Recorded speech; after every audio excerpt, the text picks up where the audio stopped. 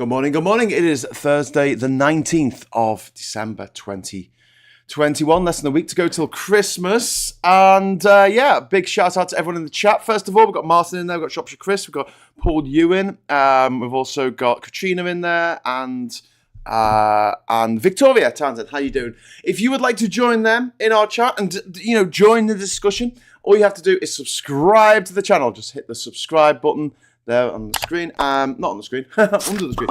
And you will be able to add your ideas to the chat. We're going to be talking about Trump's retribution now, because it's come to light that the House, as expected, is going to be backing 100% Trump's retribution against Liz Cheney and all of the other people who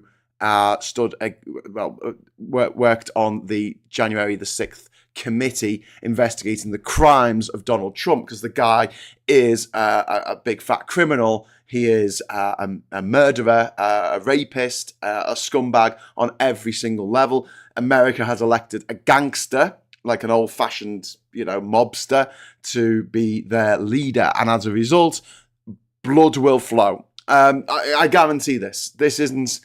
It might sound like hyperbole. It might sound like I'm being hysterical, but blood will flow, and I'll tell you why. Because don't forget what Trump does to his friends who are no longer useful to him. Jeffrey Epstein being the best example, because he was busy mates with Trump. Trump flew on the Lolita Express thousands and dozens of times, visited this pedo, America's most famous pedophile, visited him on his island numerous times, something that no one has yet gone to jail for, apart from Jeffrey Epstein's wife. What about all the men who went there? What about all the men? No, they got all let off scot-free. That includes former President Bill Clinton, and it also includes Prince Andrew, who hasn't got the best of taste in friends by the looks of things, after revelations that he chummed up to a Chinese spy earlier this week.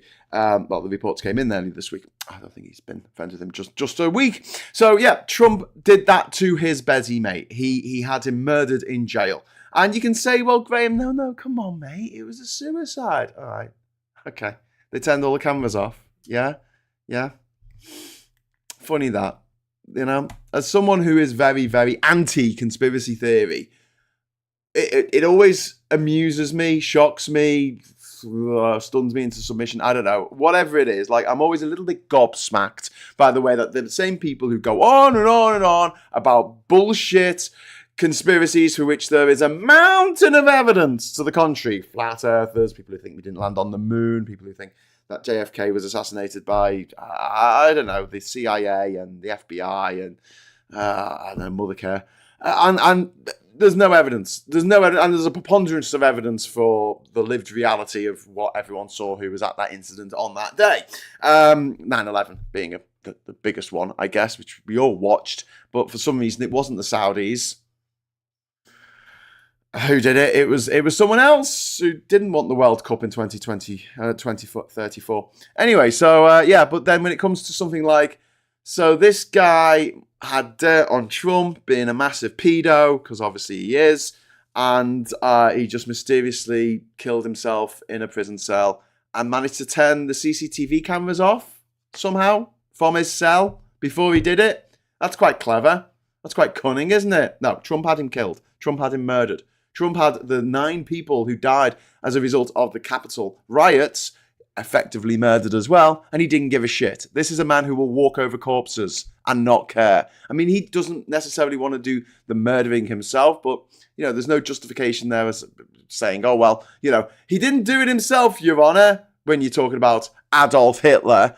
So, yeah, I'm very, very, very, very concerned about the people on Trump's enemy list. This is something that Kamala Harris alluded to when she was standing for president. She said, I'm coming with a list of things to do. He's coming with a list of retribution, a list of enemies, list of people to make suffer. And they're talking about military tribunals, okay? for Liz Cheney. They're talking about using a military tribunal for a civilian politician. Do you know why they want to use a military tribunal? Do you know what the ultimate sanction is in the case of a military tribunal, which will be a kangaroo court, and she will be found guilty of treason against the head of state, because in America, the head of state is also, fuck me, this is so, I can't believe we're living through this. The head of state is also the head of the government and the head of the military and the head of the FBI and the head of the CIA and the head of NASA and the head of the fucking Coast Guard. Like, he could do what he wants. And the Supreme Court, first of all, has preempted him becoming president by saying that a president can do anything legally. And don't forget, presidents can pardon anyone who does crimes on his behalf. So if there is an Antifa protest outside 1600 Pennsylvania Avenue, the address of the White House, that he can send his goons out. You know, people go, no, you know, the military won't do that. The military won't. He doesn't have to send the military. He'll just deputize the Proud Boys, send them out, and they will just shoot everyone who is at that protest, shoot them dead. And when they get arrested for shooting them dead, Trump will pardon them, like he would have done to Kyle Rittenhouse, had Kyle Rittenhouse literally not just got away with murder twice because he killed 2 people.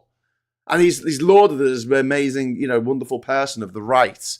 Yeah, because he's a violent scumbag who murders people, and that's the MO of the right. So if I was to give any advice to anyone living in America who might be on Trump's naughty list, I'll say get out of America. I'm assuming that most of the people on his naughty list have got the money, the funds to do that. Get out of America. Go somewhere that has no extradition treaty with America. I honestly, I'm not fucking around here, right? He's going to kill people who piss him off. He's got nothing to lose. He can't stand for election again, so he won't. I think he'll cling to power by changing the constitution, Vladimir Putin style.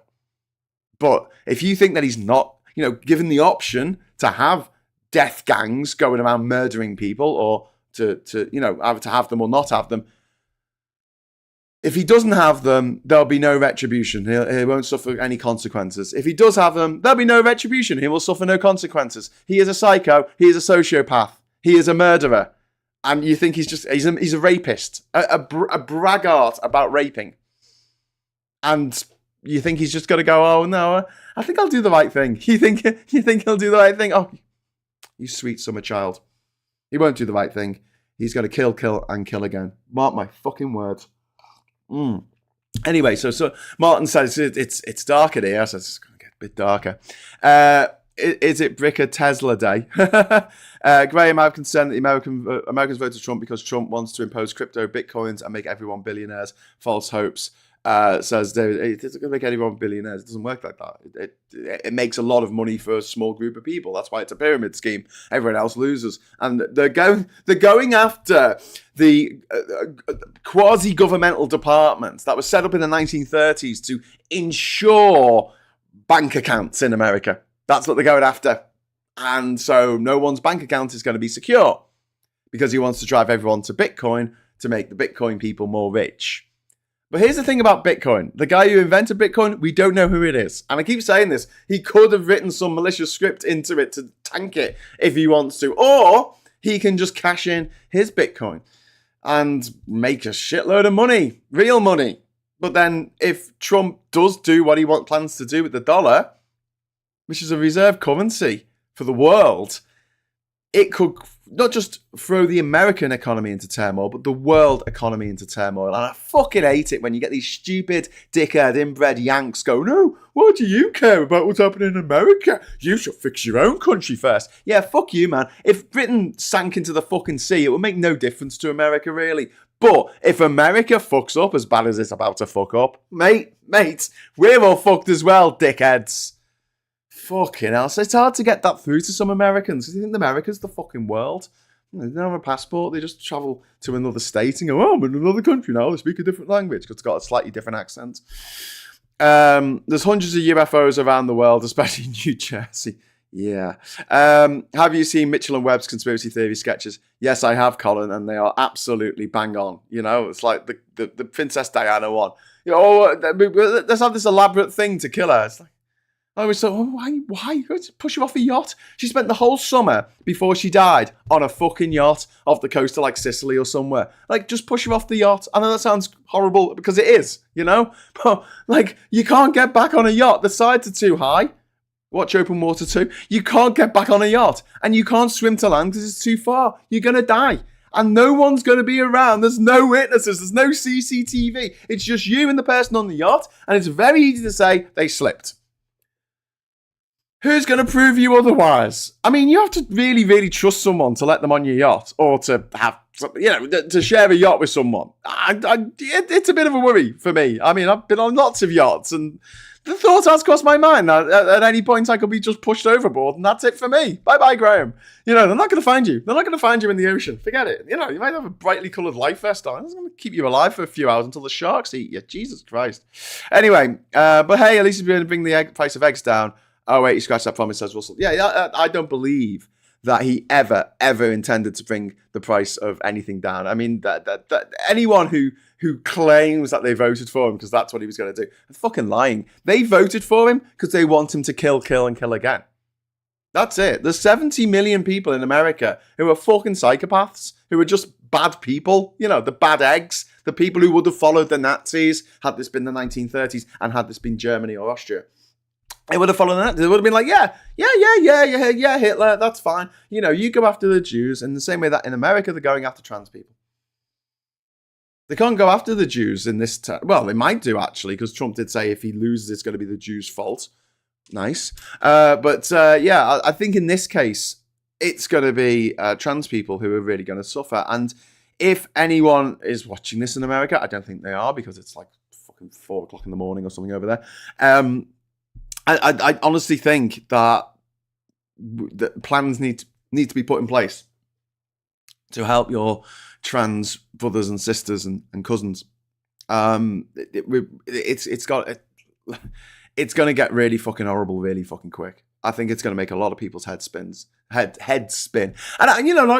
I want to be wrong. I really do want to be wrong. I'm not so proud that I think, I'm not going to put anything on the internet that might me look like a tit in 6 months' time.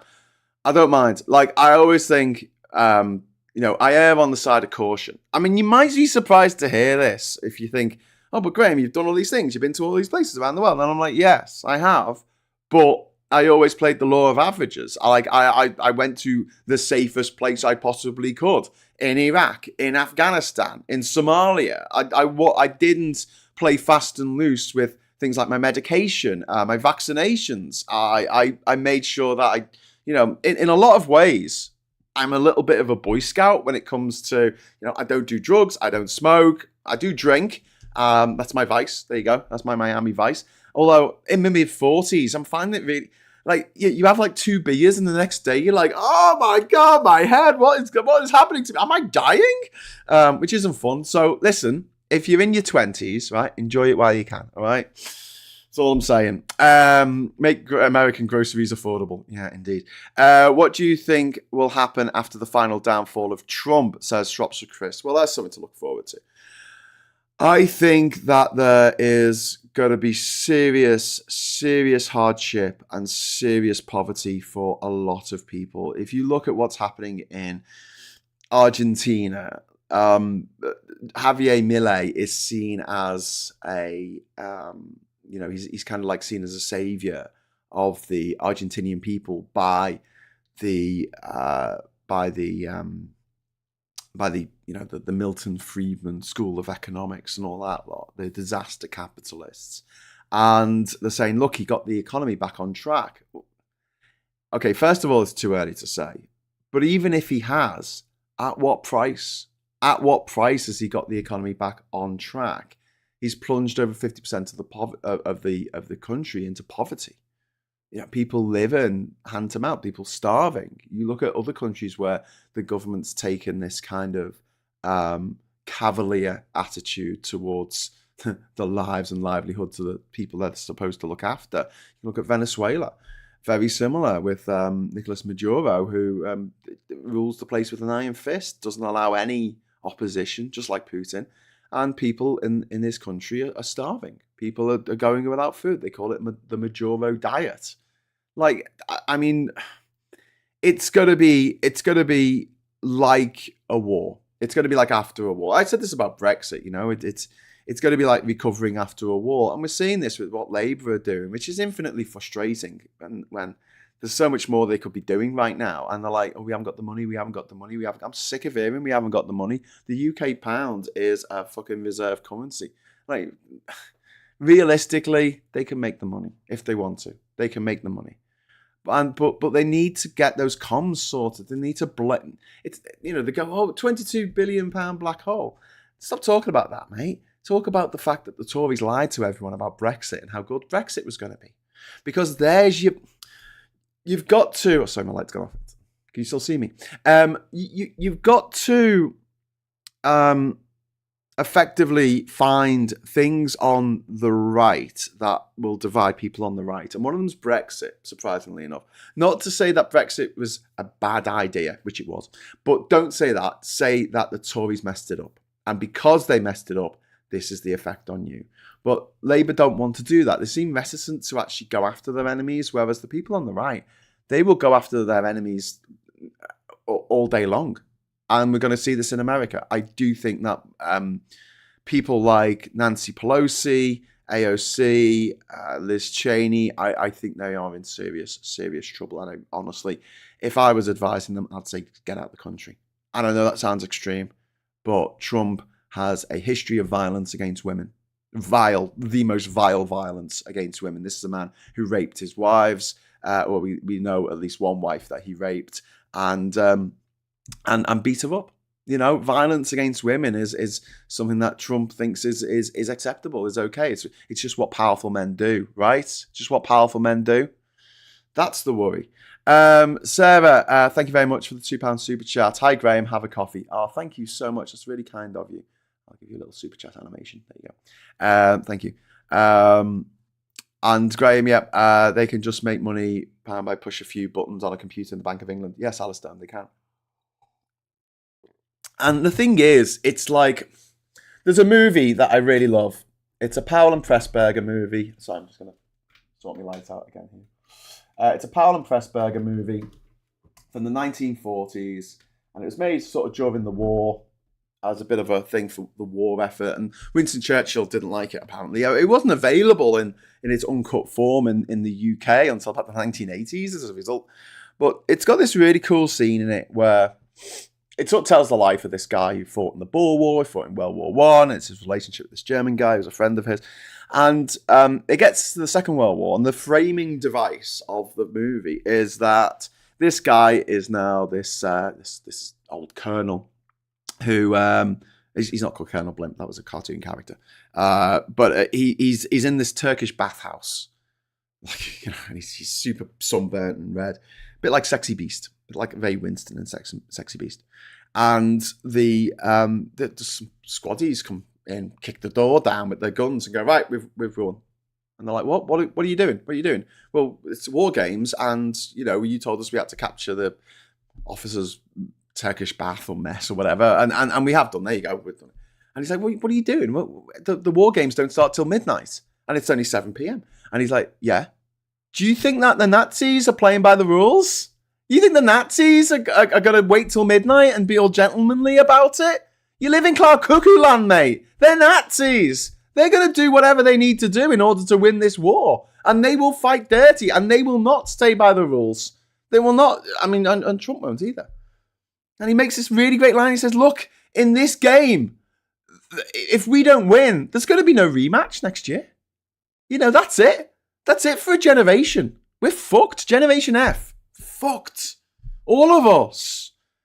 And so, yeah, I really do worry about what the future holds. And I don't really know how America's going to rebuild after this. I don't know how the world's going to rebuild. This is the worst possible thing to happen at the worst possible time, especially when you look at something like climate change. We really need to be transitioning faster and faster and faster. By the end of the decade, we need to be net zero. All the countries in the world need to be net zero. We need to be looking at climate change on a war footing. But instead, we're getting leaders like Trump and Millet and Orban and Putin who want to just go to war. Actual, real war with their enemies, whether that be Ukraine, whether that be Liz Cheney. or whoever their enemies are. And now we've got Elon Musk threatening to drop $100 million on the fuck party in this country, and basically buy up all the social media space, buy up all. And what have we got? What have we got on the left? Fuck all. We got fuck all, because we're shit at this. They are like light years ahead at the right of being on top of social media, social trends, podcasts, communications, advertising. It's no surprise to see that Charles Saatchi is a huge donor to the Tory party, because of course he is. He's a privately educated fucking arsehole. Go on my private school mafia list, right? 80% of the people on there are right-wing fucking arseholes, because they've done quite well out of this system of unbridled capitalism. The rest of us haven't. But they've done well, so they want to keep it the way it is. And Trump is going to make his buddies a fuck ton of money while taking out all the people who he feels aggrieved against, all his enemies. Guy's never going to go to jail. He will die in office. The Life and Times of Colonel Blimp is the film. Yes, I said that. Sandy Bill said there was only ever two ways to fix the climate crisis: sharing finite resources fairly and more sustainably, or a handful of mega rich and everyone else destitute, unable to afford to consume resources. Well, we've got the sun. We've got the sun. We've got the wind. You know, we could have sorted this out like fucking 100 years ago. You know, I'm not exaggerating when I say that. Like, we had electric cars over 100 years ago. There was a company that made electric cars in Detroit. It ran for 20 years. But then it got demolished because the Congress people got bought out by the internal combustion engine fucking producers because they wanted to burn oil. You know, I mean, oil and cigarettes are very similar in that you don't have to burn them and then suck in the noxious fumes that emanate. You don't have to. But we built a world in which everyone feels obliged to. It's mad, isn't it? Graham, look at what happened in Valencia in Spain. They're still cleaning mud. Climate change is terrible. It absolutely is. Shropshire Chris says it's no longer left and right. It's now rich versus poor, and they have all the cards, says Shropshire Chris. Yeah. And they've also got a lot of people who are poor who are on their side. That's the frustrating thing. There are a lot of people living in a metaphorical swamp in Alabama voted for Trump because they think he's going to fucking improve their odds of, I don't know, growing a brain cell. Sorry, I didn't hear that. Says Alistair. Yeah, I did mention the name of the movie before I started talking about the movie.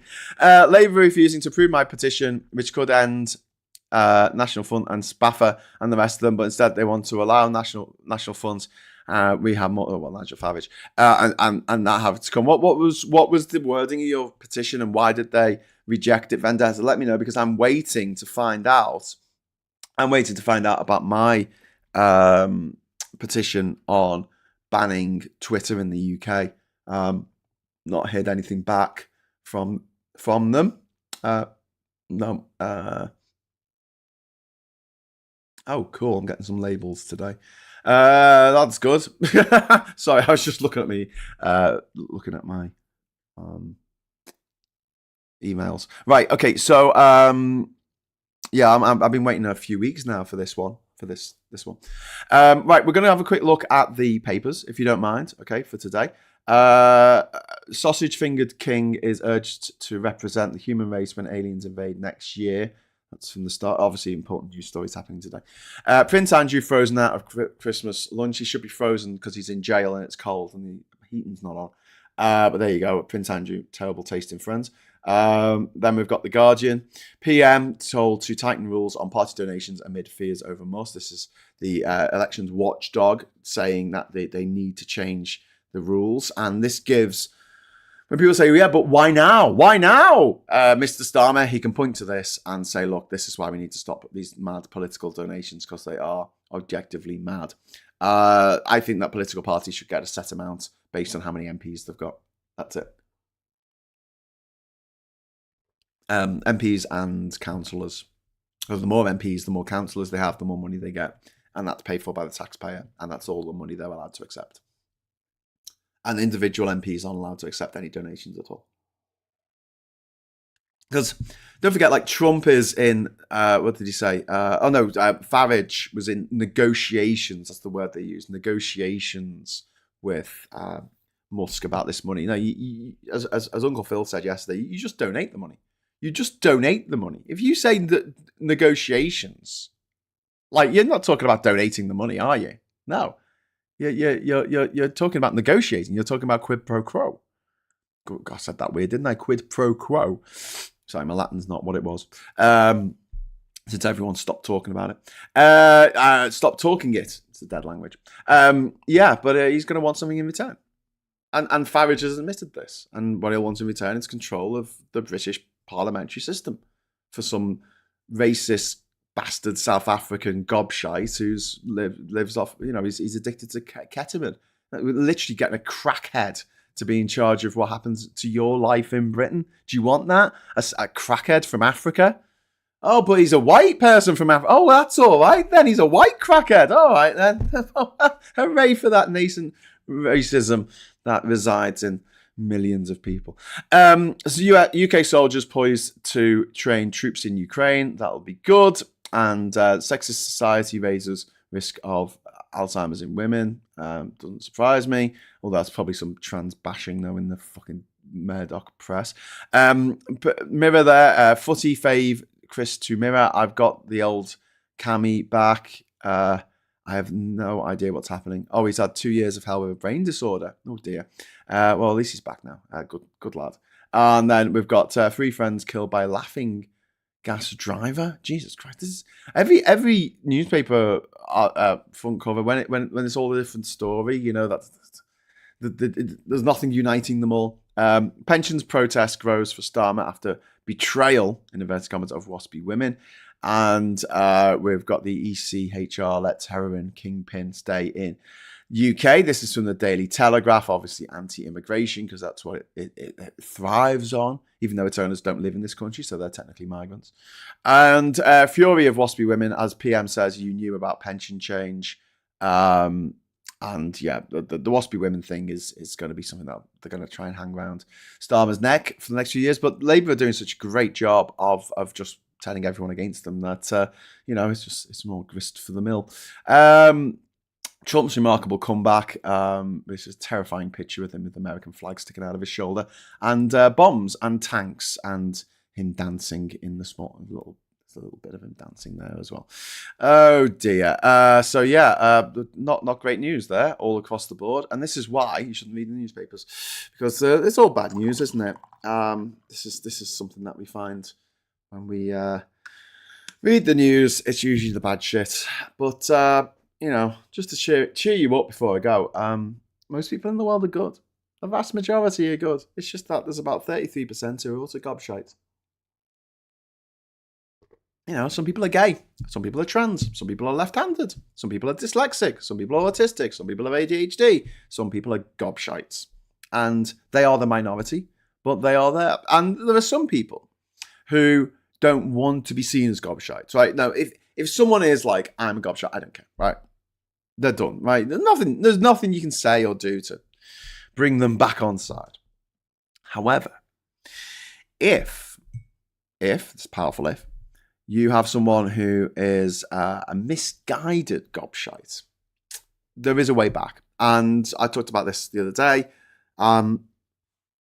I've got to stop. This is a note to self, okay? This isn't necessarily to you, but just a note to self. Stop calling people stupid. Because that doesn't help. People just get their back up. They just go, I'm not stupid. And then continue doing the stupid thing that they're doing. Call them lazy, because no one likes being called lazy. And if you call someone lazy, they will go out of their way to prove they're not lazy. And the laziness that you need to pinpoint is the fact that they can't be arsed thinking of themselves. Tell them that's lazy. Tell them that they avoid the stress of thinking for themselves. They avoid it so they can what is it? Like what's the thing? They can get a 1,000,000-year-old Australian fossil to come and tell them what to think from America, from his home in America. Wow. Okay. Is there any other billionaires that you? Yeah. Lord Rothermere. He doesn't live in the UK either. Sorry from his chateau in France, wherever the fuck he lives. Yeah, he could do my thinking for me. I can't be arsed thinking. Thinking makes my head hurt.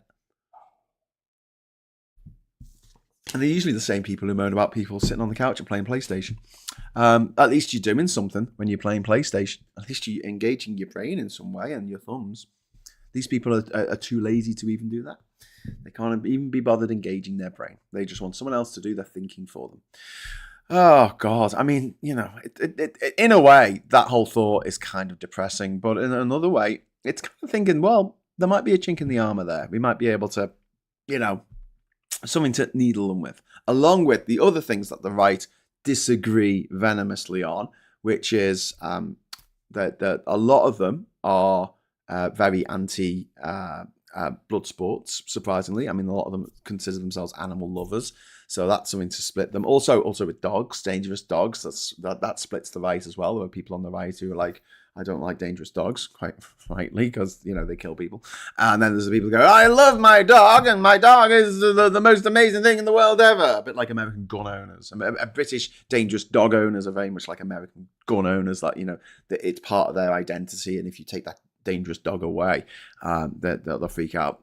Dog licenses. So if you say, look, we should bring in dog licenses, you'll get half the right going, yeah, you get half the right going, no. And also that feeds into hunting with dogs. There are a lot of people on the right who don't actually like that because they see a fox as a noble animal that doesn't deserve to be ripped apart by dogs for no reason whatsoever. And which I agree with. I don't think that any innocent animal needs to suffer unnecessarily because some toffs want to go on a hunt. Another thing that divides the right is this idea about insurance and the NHS, essentially. So medical insurance model of the American system. You're seeing some right-wingers, who follow, well, maybe not, they don't see themselves as right-wingers, but they follow the right-wing dickheads like Jordan Peterson and this Ben Shapiro creep. Mars Attacks guy. You see the comments going, no, sorry, don't agree with you on this one. Medical insurance in the US is mad. Because the thing is, they're happy if they've got insurance, and there's people who haven't got insurance, and then the people who haven't got the insurance die. That's fine with them, right? But what isn't fine with them is if they pay their insurance and their insurance company says 80% of the time, no, we're not going to pay out, you're going to have to pay it instead. And they're like, what, me? With my reputation? They get all freaked out by that. So it's a good pressure point to press on the right. Also, Brexit was a good point to press on the right, but we just didn't capitalise on it. There were Tories against Brexit, a lot of Tories against Brexit, but it just wasn't capitalised on. Identifying things that the right can sort of stomach. But the other thing we need to do is and I was talked about this in PMQs, after PMQs yesterday, we need to start going on about how great migration is. How great it is that people want to come to our country. Really trumpeting it, going, this is fantastic. People are coming over here, and we're not having to pay for their education, and they come over here and work and pay tax straight away, and they're a net benefit to the country. Stop this divisive rhetoric where the right seem to have just absolutely won the argument that we shouldn't be getting people from other countries around the world at all, ever. It's too late, man. They are here because we were there. That's as simple. It's as simple as that. Like, literally, they came here because we went to their countries and fucked shit up, and they have a tie to the United Kingdom. If we didn't want people to come here from other countries, maybe we shouldn't have gone to those countries in the first place. We wouldn't have a tie to these countries, so people wouldn't be like, yeah, Britain, we need to go to Britain. Anyway, so yeah, there you go. Left and right accuse each other of being sheeple, though. Yeah, that's why, Jim Bob, you're right, they do, and this is why you've got to not use the term stupid, right? Because it doesn't help. And even if I try and flex and go, I've got degrees, a degree in history and politics. I've got this, I've got that. They don't care. They don't give a fuck. They've seen a meme. They've seen a newspaper front page. Oh, that's all I need to see. That's all I need to know. Plumdale says, well said, Graham. Thank you very much. And John says, won't things change when non-dom goes in April? Well, not really. I mean, we could see, but what we need is a fundamental change. And Uncle Phil has suggested this. You have a change where the owner of a newspaper can't own more than one, for starters, but also must live in this country. That's it. The owner of the newspaper has to live in this country. We can't have foreign-owned media. And we could do something with social media as well. I think that the fact that Musk runs X like his private fiefdom, he's got rid of 70% of the staff. He's ruined the economy for Twitter. It no longer. It's no. We bought it for 44 billion. It's now worth a tenth of that. a tenth. Because everyone's left. All the big news people have fucking left. They're like, what's the point of posting on this? All we get is abuse. And so, the fact that he's going to be in charge of this quasi-governmental thing in America that isn't even legal, but Trump will make it legal because he has the Supreme Court in his pocket, to government efficiency. So they're going to be advising on how to make the government more efficient, which is mad considering that Elon Musk gets billions of dollars every year, his companies do, of taxpayers' money to spend on shit like fucking space rockets, this used rocket salesman. Gobshite. How about news? UK's HQ must be in the UK rather than New York. Yes, exactly. These are the rules that we need to bring in. Labour should be bringing them in. But no, they're prioritising stopping a handful of teenagers from getting puberty blockers. Because that's the important thing. Sorry, trans teenagers. Not cisgender teenagers. They're trans teenagers. They can't have them.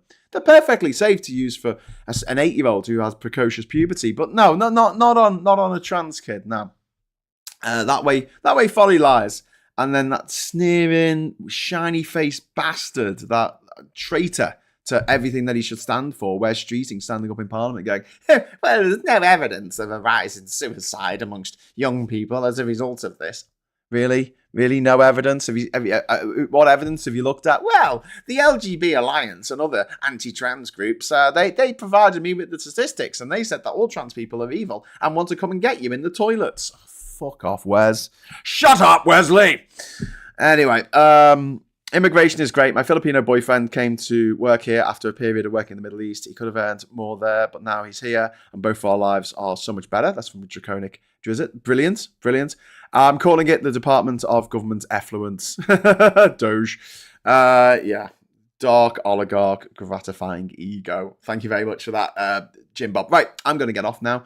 And we might do a show later. I don't know. I haven't decided yet what we're going to do. But I'll definitely be back at 9:30 tomorrow. And we'll be talking to Phil at 1 o'clock tomorrow for the agenda. So please join us for that. Still got a little bit of Phil on this channel to fill in the time with Phil. And then we've got the wonderful Friday Night Social at 9:30 after Max's stream. So watch Aid's stream, then you can watch Max's stream, and then you can watch our stream. And we might even get Aid and Max on. I don't know. They might come on. Aid usually goes to bed at like 9 o'clock. Because he's got young children, and that's what happens when you have young children. And the Tories like, why aren't people having kids anymore? Tell you why they aren't having kids anymore. Anyway, because you can't afford them.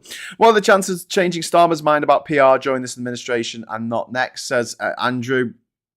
I think PR's dead, mate. I honestly, I think that from the point of view of Labour, PR would be really dangerous right now because Refuck are going to get 33% of the vote.